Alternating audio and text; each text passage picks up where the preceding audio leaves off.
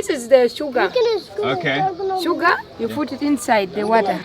So we've got a question about therapists and therapy, overcoming hurdles in life, physical and mental, mostly mental. Some of us have some severe problems in our lives, and most of them we don't experience mentally, okay? Let's talk about therapists. The question was from a coaching group, durianrider.com. Should I go see a therapist about some Pandora's box issues? Should I open Pandora's box and see some deep-rooted things going on there? Yes and no, but I'll be honest with you, most therapists out there are just looking to glean your money to pay their mortgages, put their kids through private school, etc., okay? So be aware of that, okay? They want to book you in for extra sessions, slow drag the clock, watch the clock, they'll be on their phone texting on someone on Tinder or whatever. It's this world we're living in, okay? So you want to be aware of that from the get-go, okay? A lot of people are going to bullshit you just to make some more money from you. I'm going to tell you the truth about therapy, all right? You can overcome shit just in a second, just by choice. Mental. You can overcome mental things just by choice, by having empathy, okay? By having empathy and context. Let's say, what does empathy mean? What does context mean? Let's say you have a party, right? And one person's turned up. They're early. They're like, can I use the bathroom? Like, no worries. And they fucking shit everywhere on the floor. You go in there and it's like, there's shit everywhere. And you're like, what? What's going on here? And you think they disrespected me. Look at that shit on the... What's going on here? Yeah. And it turns out that they have some tumor in their brain. So they don't know what's going on. And they have Crohn's disease. So they're shitting everywhere. Would that change your opinion about that person? All right? You didn't know they had Crohn's or colitis, or you didn't know they had a tumor on their brain that's affecting their memory and consciousness.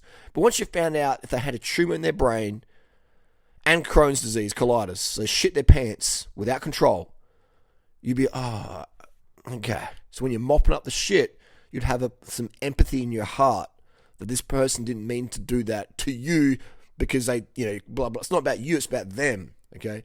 Now, there's a lot of mentally unwell people in the world, okay? And you're going to meet them, right? There might be your mum, your dad, your brother, your sister, might be your kids, might be your next door neighbour, might be some person who's got a crush on you online and they felt rejected by you, so they go on a tirade and campaign against you, okay? Have empathy for these people. Don't have hate for them. It's hard, all right? Don't have anger for them. It's hard. You have feelings of hate, you have feelings of anger, resentment. Feel them and just let it go. Let it go. These people are not well. You are just in the wrong place at the wrong time, okay? It's bad luck or whatever. Change your context about these things. Instead of holding a grudge against these people who are mentally unwell from drug addiction, doing calories in, calories out, trying to starve themselves skinny and then getting dopamine, serotonin issues and doing stupid shit in their, behaviors. Cortisol spikes because they're feeling sugar or caffeine, yo-yos, bad moods are swinging around. Why would you have hate for these people? Seriously, okay? There's millions and millions of people out there with mental health issues, largely from drugs and environmental toxins, sugar phobia, fearing sugar, so their cortisol is just constantly up, and they can't sleep properly, and then it's just like they're in this cranky, hangry mood all the time, and they're taking the shit out on you, okay? Why have hate for these people? That's dumb. Dumb diddly dum-dums, okay? Who do I hate? Zero, okay? I've come across some people with mental health issues in my life that have created some traumas and injuries for me. That's just life, man. That's just life. Such is life. Does it make it good? No. Does it make it acceptable? Yes, no. Does it mean I just got to get on with the shit? Yeah. Okay. Mental health is a big deal. It's always been a big deal, and it's increasingly a big deal. Do you know how many prescription drugs most people are taking? Look at the Xanax and stuff and caffeine, and these affect your abilities to be human, these drugs. For some people, they can be okay. They're not douchebags. But some people, these drugs, they create drama. They don't know they're creating drama, okay? So the therapist won't tell you this typically. They'll be like, okay, let's book you in and book you in and book you in and book you in and book you in, because they don't want you to get better. They want you to be dependent on them, No, my therapist is amazing. I've been seeing him for 10 years. 10 years! Yeah! They're amazing at taking money from you. No, they really care about me. No, they wouldn't talk to you on the fucking street unless the money's flowing in, man. I would. They wouldn't, okay? That's just the difference. And that's okay. That doesn't make them bad people. You got to have empathy. They got mortgages to pay, okay? They want to drag it out, okay? Drag it out. Kids ain't cheap. Private school ain't cheap, okay? So that's the deal, is you don't need a therapist. You just need to listen to this video a few times over. Listen to my other videos. Context, okay? I'm not a therapist for you. I'm just a coach telling you the fucking truth. Change the context in your brain, which changes your perception. What does perception mean? Why do I talk so basic in all my videos? Why don't I do an Andrew Huberman, just like blah, blah, blah, blah, jargon? Because I want a lot of my audience is ESL. I want my audience to be, a lot of my audience is children. I want people to understand this shit versus just baffle with bullshit and go, hey, look at my jargon expansion there. It's fantastic. And you go, yeah, I'm shaking my head. I don't know what I'm talking about, but I'm shaking my head. The average person listening to Andrew Huberman has no idea about nutrition. The average person who listens to more dates, more plates has got no idea about steroids. Right? They can't spot a fake natty that's come up and slap in the face. But these people talk very, very sexily. Yeah? And they're jargon masters. Okay? People love that shit. I want to help people versus impress people. You know. So when you change your context, when you have empathy is putting yourself in their shoes. That changes your perception on things. Okay, that person's got kids to provide for, mortgages, or they've got drug addiction, or they've got blah, blah, blah, blah, blah. You know, they're doing calories in, calories out. We can't expect much of them today. You know, it's context. The person's doing caffeine. They're just all over the shop, hot and cold, brum, brum, brum. We can't expect much from these people. Okay, it's context which gives us empathy, which creates a different perception how we see things. The toilet floor full of shit, brain tumor, Crohn's disease. Oh, I didn't know that. Sorry. Gives it context, you know.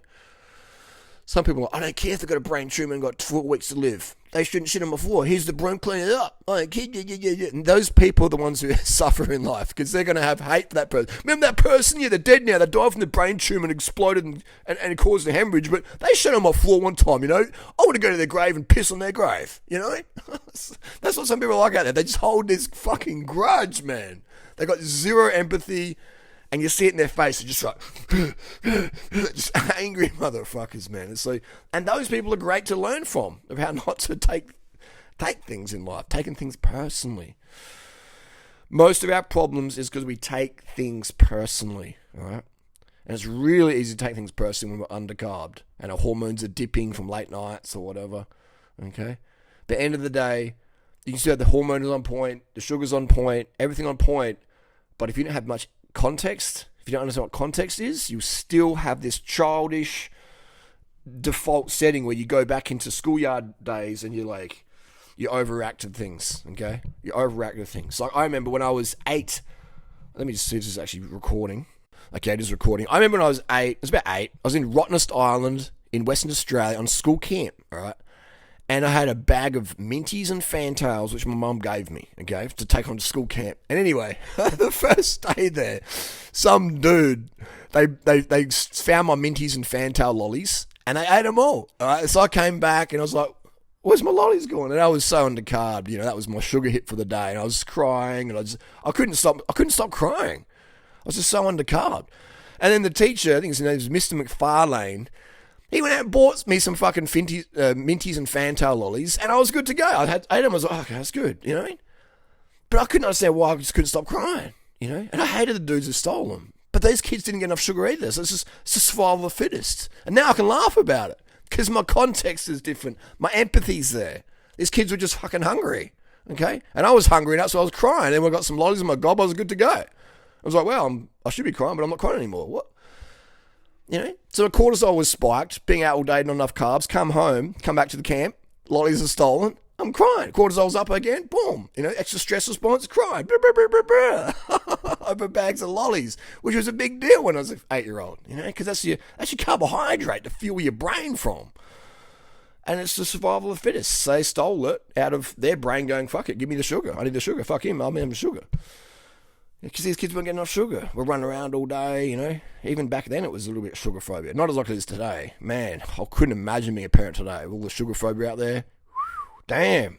I listen to my next door neighbours in a house I own, and the kids, the sugar phobia, you know, I've been through their bins on the recycling day looking at what people eat in those videos, and yep, all sugar-free shit, sugar-free Coke, and I thought, no wonder the police get called to this house, and it's got two brand new Audis, immaculate house, like from one of the magazine houses. I live in a very affluent area, and crazy, man, you know what I mean? So it's, again, empathy. The mum's out there smoking cigarettes, trying to lose weight, she's still fat, you know, like, it's just empathy, context, okay? Otherwise, you hate on people, and then when you hate on people, that shit can give you cancer. That shit will fuck your life. You'll be in Magic Town. Everything's going magic, but you have this resentment for someone, but they're just an NPC person, or they don't understand sugar importance yet, or they've got mental health issues or drug problems, and all the above, which is largely stemmed from sugar insufficiencies and elevated cortisol, and to decrease dopamine with people that want to take some meth or some ice or some coke to get a bit of dopamine boost. And I've got no stims in my system right now. People are like, you look like Ben Cousins on ice, dude. What do you mean you're not going to... Nothing! Sugars for the win. And water. Always have your water. Always have your sugars nearby. I enjoy the feeling of cortisol management. Okay? So there you go. Therapists, listen to some Tony Robbins stuff or something like that. But let's watch my videos. Empathy, standing in someone else's shoes. That person's undercarb. They've got schizophrenia from smoking too much weed and too many late nights, blah, blah, blah. They're all on the medications. They're on Abilify. They're on all this sort of shit, man. Okay? Context is empathy. Context is like understanding the person had the tumor. That's why they shit on the floor with Crohn's and they forgot all about it. Okay? Context of the situation. Context. Does that make sense? Context. Write it down. Context, empathy. Those things will change your perception on the whole world and what happened to you when you were a kid, okay?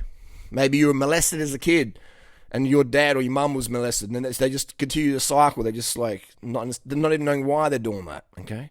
Doesn't make it right, doesn't make it good, but why keep replaying that shit with the hate and like all that stuff? That's the real abuse, okay? Our biggest abusers will be ourselves, because we replay shit in a negative frame and we have hate and anger and resentment for someone. That's the real abuse, man. Okay? That's the real abuse. You can walk up to me, you know, or someone can walk up to you and you punch each other in the chops, in the snout, in the muzzle. And then you can laugh about it. Oh, I'm fucking Mike Tyson. Or you can be like, oh my God, I got punched in the face. And you just replay it with like, you know, trauma and all sorts of shit. And it's just like, you know?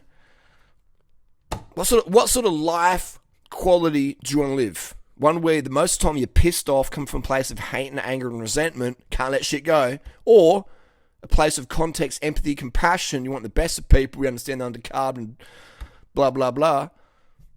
All right? You want to walk around like you just had your cock sucked, or like you haven't had your cock sucked in 10 years. That's the expression on your face. You choose how you want to be seen in life. Up to you. Or for the ladies, if you've had Captain Hook, come and say good day.